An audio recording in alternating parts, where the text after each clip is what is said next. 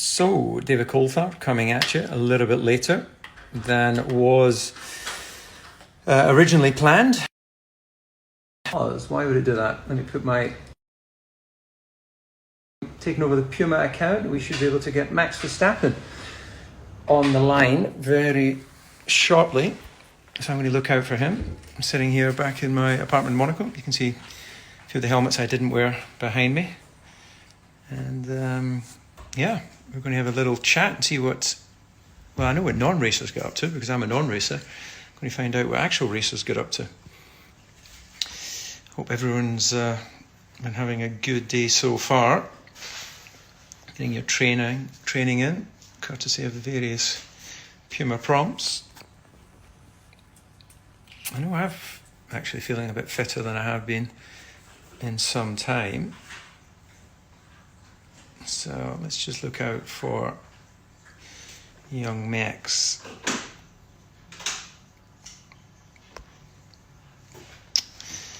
He has been, I've been following a little bit his postings from his training sessions at home. And let me see if I can find where he's at. Oh, okay.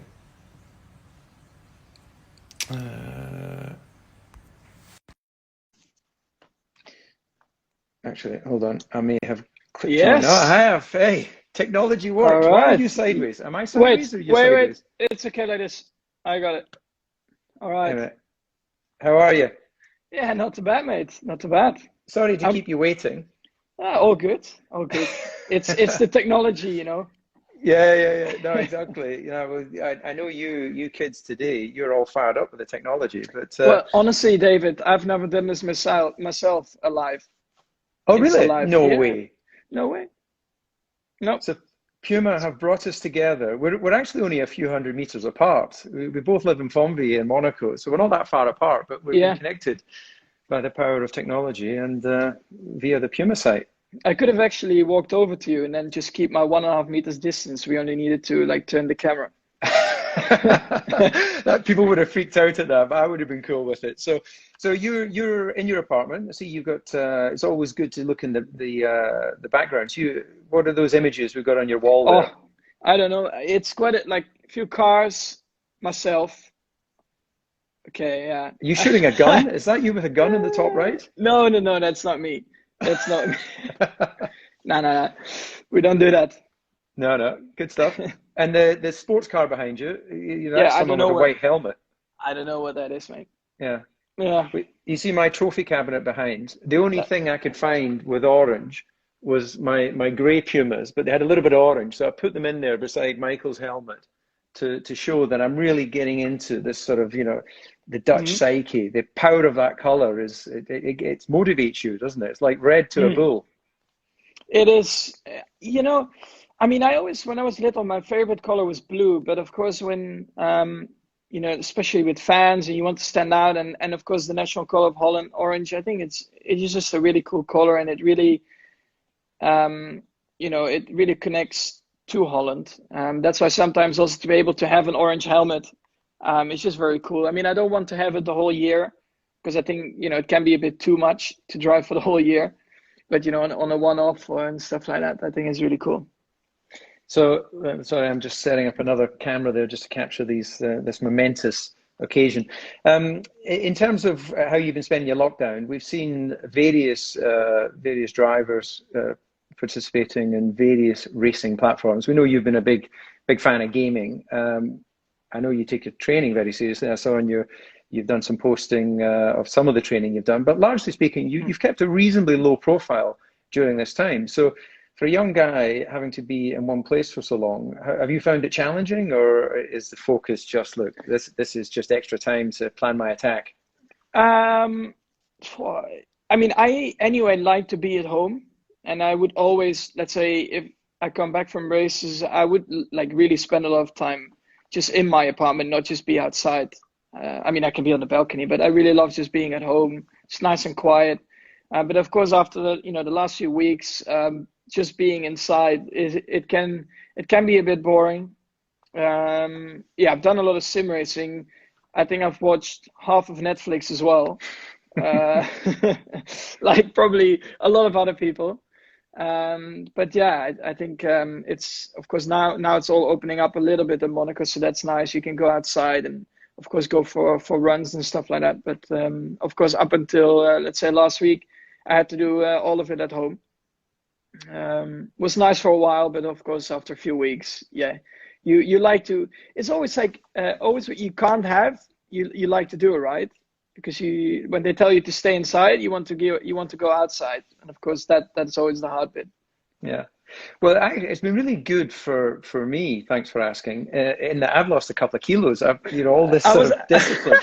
I was not sure if I was allowed to ask questions, but now I know. So Hey, man, you're the boss. So, I'm just hosting this, but actually, if you don't even have to answer any of my questions, I can ask you a question, you can answer whatever you want. okay, okay, that's Don't good. do that. Yeah, probably some bits we cannot answer or Yeah. even ask the question. Yeah, no, absolutely. We've got to be respectful on this site. But anyway, so in terms of right training, I know that as I say, I've lost a couple of kilos. I've been able to get back into a normal training program because, as you'll hopefully not find out for a long time, when you retire, normal life takes over, and then that doesn't really leave time for the discipline and self-focus that you have as a racer. So where do you sit right now and where your training program's been going? Because you haven't been able to do the normal cardio, but presumably you've been more disciplined on strength work. So you're a tall guy, you carry some Yeah. muscle. Are you sort of weighing yourself daily to make sure that your engineer isn't going to freak out when you turn up looking all six pack and carrying a kilo heavier? No, I always weigh myself every day. I find that for me, I mean, I easily gain weight if I would say, start eating wrong and drinking the wrong drinks and stuff. So I really need to be on top of that. And of course, when I came back from Australia, I might have had a week because it was all very uncertain what was going to happen. So I had probably a week where I was just eating a bit more than what I would normally do. But overall, I think it's more important to just stay ready for whenever, of course, we can go racing again. So I, of course, I have a watt bike at home. I have this like skier thing, which is a kind of a rowing effect.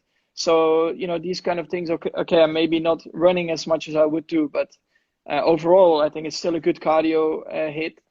And running you build up quite easy. I mean, I will not run the marathon in 2.5, 3 hours, but I'm also not planning to do that anyway in my life. But overall, it has been pretty good to just keep it up. I have my weights, I have my bands, I have my, let's say, neck harness to keep training my neck. And yeah, I think overall that's most of what I need anyway.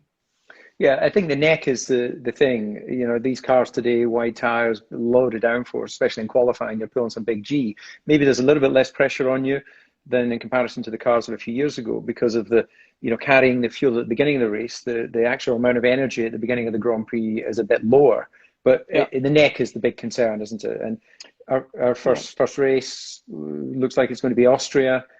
Where does that sit? A couple of high-speed left-hand corners. Do you expect to feel it? Well, I hope not. I hope I don't feel it. That means that I'm at a good level. But yeah, we will make sure I'll be definitely ready to go. I'm not too worried about that. I've never really struggled with my neck, luckily. It also, I mean, some people just struggle more with the neck. It doesn't matter how hard they train. It just depends on the length of your neck. So I've been very fortunate with that, but that doesn't mean, of course, you don't stop training. Yeah. I always had the goal that, of course, when I'm driving a car to the limit, I shouldn't be limited, of course, with the physicality of it. But yeah, normally Austria, anyway, it's not the hardest track, but it's mainly you want to have capacity to do more than only driving the car, right? So you need to be fit also just in your head, mentally, you need to be ready to go again. And besides that, it's not only, I think, just doing workouts, but I've been driving a lot on my simulator as well. And that might sound like it's quite different to the real world, but at the end of the day, you're still doing qualifying with pressure. You're still doing starts. You're still doing, overtakes. You're looking after yourself in the first lap not to crash and stuff like that. So doing pit stops, doing pit box entries, all these kind of things you need to do in the real world as well. So I think this is the best way of course, staying sharp in that way. Yeah. Well, again, as well, I think you're absolutely right. Mentally, you're keeping yourself in that sort of procedural mindset of what do you do when you come in for a pit. And as we both know, a lot of what you're doing in terms of pressing buttons for pit limiters and what have you, it's kind of subconscious. That's where you have to Yeah, be when you're driving. I've actually just taken delivery of a simulator, and I saw that. I've Yeah, got I saw that. I've got no idea. So I might need you to come over and put all the assists on, because my Stability assist. yeah. The My 11-year-old son Dayton, he's been on his play seat for a year or so now, a couple of years, and he's really good. But I need to get up to speed pretty quickly.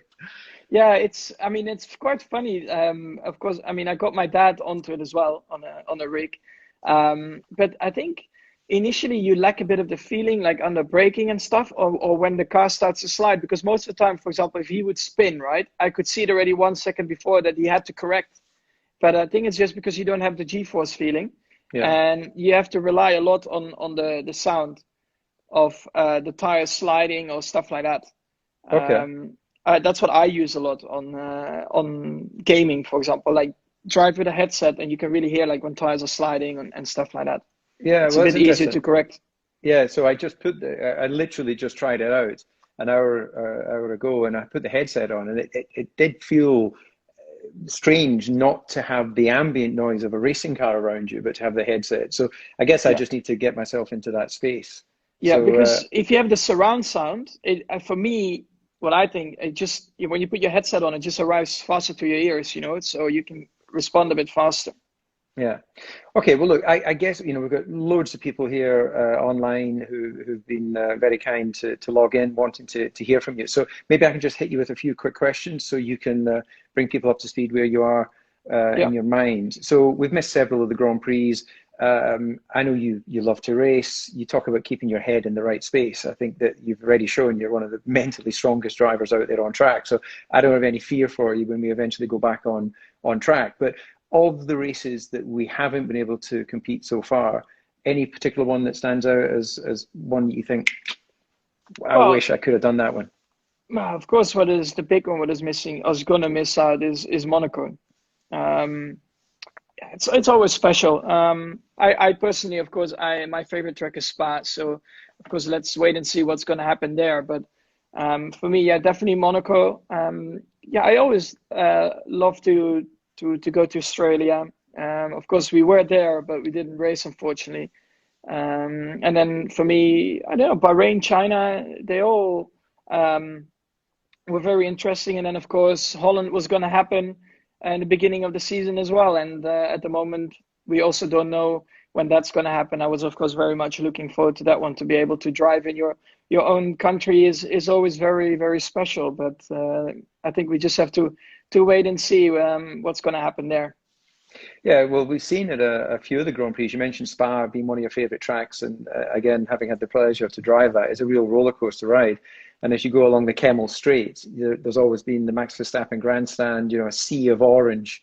Likewise at the Red Bull Ring, I imagine Zandvoort would have been like that as well. I half expected to see you with your cap on, your Puma orange Yeah, hat. yeah. It's unusual to see. Have you managed to get a haircut actually? Your hair's looking quite I good. did. Yeah, I did 2 or 3 days ago now. Yeah, I did it on, is it Friday? yeah, Yeah, probably okay. Friday. Yeah. So, but your hair looks fine, David. You don't need a haircut. Yeah, well, my wife did the Looks color, smart. so Yeah.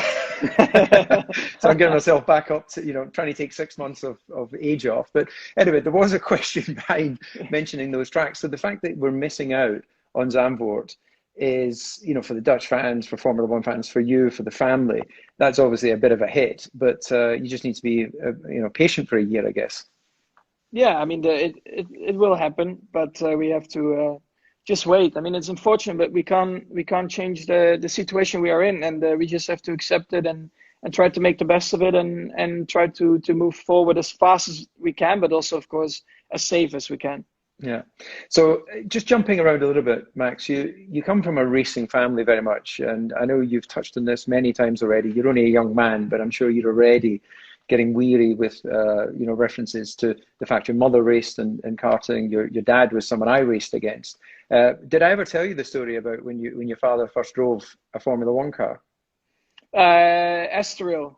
Yeah, did I tell you that Yeah, one? well, I heard from his side, of course, what all went down, but I'm not sure what you've seen or. Yeah, well, I probably saw more than I wanted to because he'd been out testing, and I was testing for I was with Williams at that time, and he'd come with a big reputation of speed. You know, a little bit like yourself when you came to Formula One, and he was quick, and he'd really, lit up the timing screens, and there was no doubt that his first test day was enough to get him a drive in Formula One.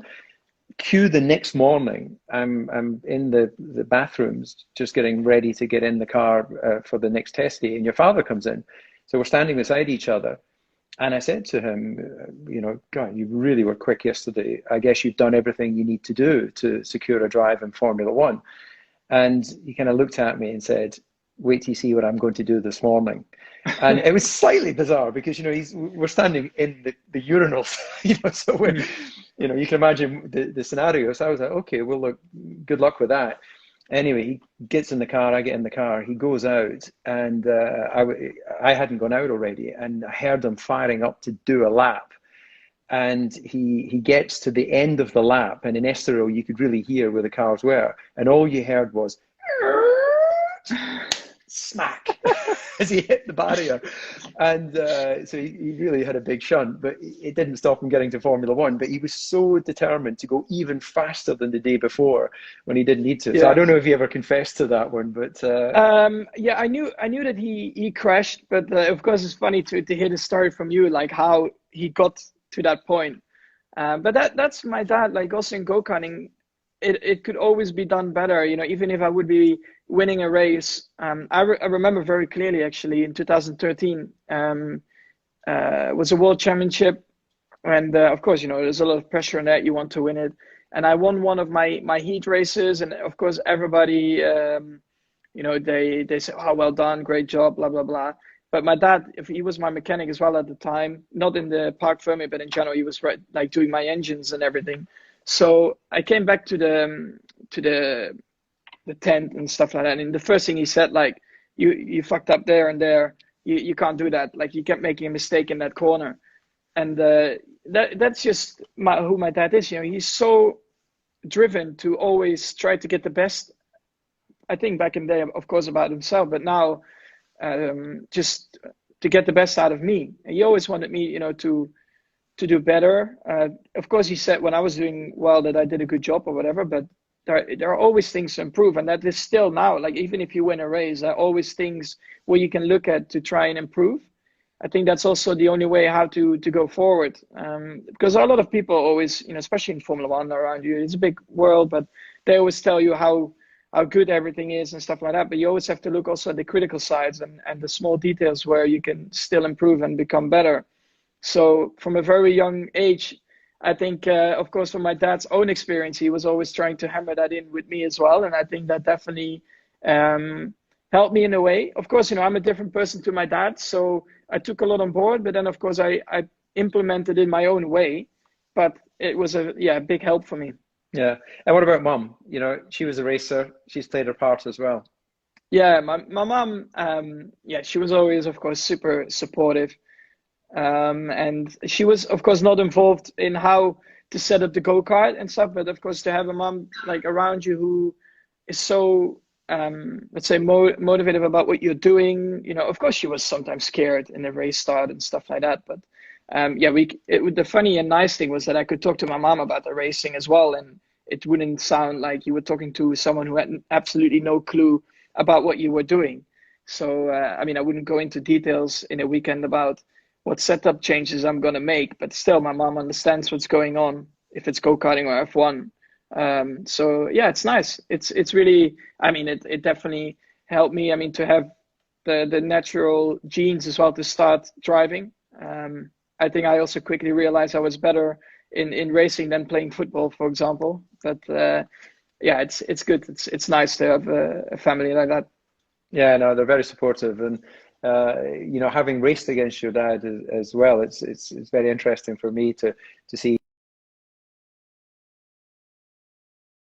opposed to when he was actually out there on the racetrack. So you've been having to sort of like all of us get used to all of these new ways of communications, and I know you're not a man that normally talks bull, but you've been talking bull recently, haven't you, with Christian and Alex on a new podcast for Red Bull as well. So was that fun? I haven't listened to it. I believe it's just gone out. But were you freestyling between the three of you, or what was the story there? Yeah, I think it was pretty easygoing. I mean, Alex is an easygoing guy anyway. Yeah, we have a really good relationship, I think, with Christian as well. It was also kind of good to catch up. I mean, I talked to Christian and Helmut, of course, but to have a bit of a face-to-face conversation on in channel with the camera on, I think it's always better. So yeah, it was fun. We laughed and we answered some questions at the end of the day as well. So yeah, I hope you guys will watch it and yeah, you will like it as well. Yeah, absolutely. Well, that'll be my for later on viewing. You got time for that, you think?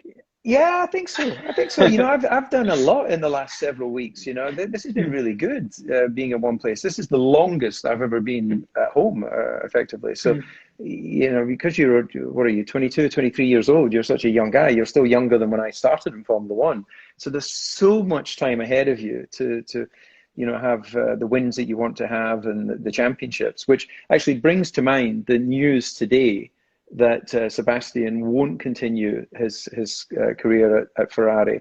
I assume we'll get news in time. But are you really following news like that in Formula One right now? Is that interesting to you? Any feelings on it? I mean, I read it, of course. And of course, the speculation was going on a bit. Is he going to continue with Ferrari or not? Well, today it's out he's not. So I guess also very soon we'll find out who the replacement is going to be. It's definitely not me, I can tell you. I'm a Red Bull. Yeah, you're committed. You committed early, and I saw some Charles. questions coming along. If I was going to Ferrari, but I'm not. So but it's what it is. Somebody else gets an opportunity to drive now for Ferrari, and I mean, of course, it's a great team, and I'm sure they will make the right decision about the next driver. So yeah, let's see what's going to happen there. Who do you think? Who do you think's most likely? Someone with an Italian-sounding name, or someone with a Spanish name? I think it's not going to be the Italian-sounding name. Okay, interesting. So let's see. I mean, at the end of the day, it's just a guess. So we'll have to wait and see. Maybe it'll be a scenario like I don't know. You may be too young to remember when Toyota got all excited because they'd signed a Schumacher. And they were like, "Oh my God, this is fantastic!" And then they realized they'd signed the other Schumacher. Maybe someone at Ferrari thinks they've signed Verstappen, and then your dad's going to turn up. Well, I think he would like that. He still thinks I think he can be close. So let's find out. Yeah. Now he might have to lose a little bit of weight though, but let's see. I will take him training with me because this regime I've been on has really been working well. I think I'll be able to get into my tight white trousers again. Yeah, thank you for noticing. Looking very fit. Yeah. You definitely look just early 30s, I think. Oh, mate, I know you're definitely lying to me now. I'm 49. I was aiming for, with a little touch up of the hair, I'm getting a cut tomorrow. I was aiming for a 48. If you'd said I looked 48, I'd be happy with that. I don't think you look 49. Really? Okay. Just to be honest with you. Okay. Thank you, darling. Not going to lie to you. I'm getting aroused right now, so we should move on. Oof. Okay, let's move on. Let's move on to the next question. Yeah. Now, I know you're tight for time because you've got another training program tonight, so I'm going to respect that. But right, focusing on to when we go to Austria, that's where Europe's opening up a little bit. Formula One will find a way of doing the necessary to allow you guys to go racing safely. What is your feeling with?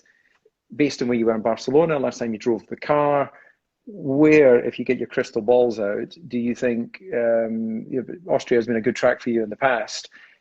You must be quite happy if that is the first Grand Prix at the Red Bull Ring. Yeah, the funny thing is, when you look at the track, right, it basically up until last year, it was never looking like it was going to be our favorite track or whatever, but somehow we always had a good result. And I honestly I don't really know why. But of course, last year we brought an upgrade to the car because we were struggling a little bit in the beginning. And that definitely made a big difference. The year before that, it was all about tires in the race. And we managed to keep the tires alive. So always some interesting things have happened there, to be able to win a race like that. But yeah, I love driving there. Of course, it's our home Grand Prix.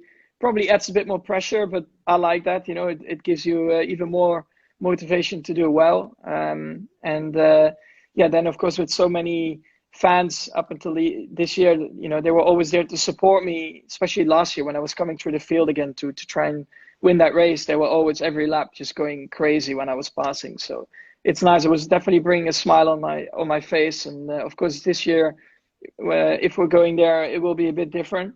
But that doesn't mean that we will not give our very best, and you know, we'll definitely try to make the best of it and try to get a good result again.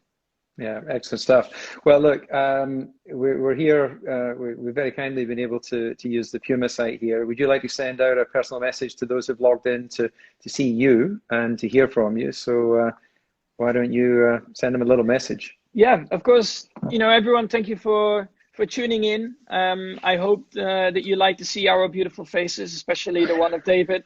It's always, you know, it's cool to catch up and to be able to do this also on the Puma Instagram. You know, they make great stuff for us for racing as well and casual gear.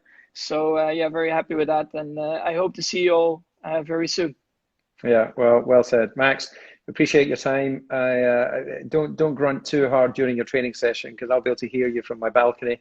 But Yeah, that looking would be forward. bad. Yeah, absolutely. And then maybe let me know this in the coming days when you can come over and set up all the cheats, or not the cheats, sorry, all the assistance for Yeah. an aging ex-driver on my simulator, please. All right, we'll stay in touch about that. Okay. All Take right, care. see you. All the best. See you, See you man. guys. Bye bye. Bye-bye. Goodbye, everyone.